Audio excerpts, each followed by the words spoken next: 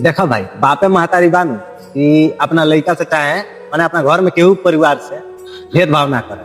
बापे महतारी बाकी ये दुनिया में केहू भी बा तारा से भेदभाव करे। एगो बापे महतारी इस बात की तारा से भेदभाव ना करे।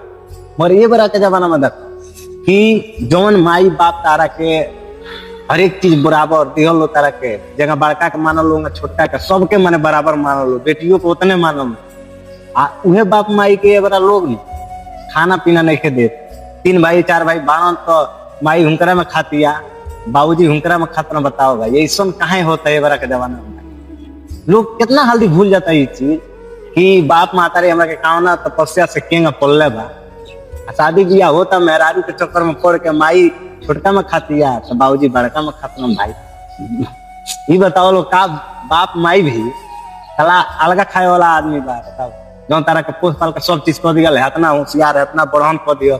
आज वही लोग के बदौलत बा के हमनी के कमाए जाते हैं, चाहे बढ़िया से कमाते हैं जा। शादी बियाह हो गई चाहे जौन भी बन बापे मातारी के दिन आई बड़ा बापे मातारी के लोग खाना पानी सेवा सत्कार नहीं के करत। एक टाइम हो खिया उतरन, एक टाइम छोटू खिया उतरन, एक टाइम बड़कू खिया उतरन। बताओ ये चीज सही नहीं।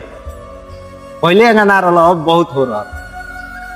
ठीक बा, ये बात तो लोग अच्छा लागल तो तनी कमेंट में बताइए लोग कि वीडियो कैसन तो लोग के लागल। बाकी वीडियो के शेयर करिए, हमको फॉलो करिए।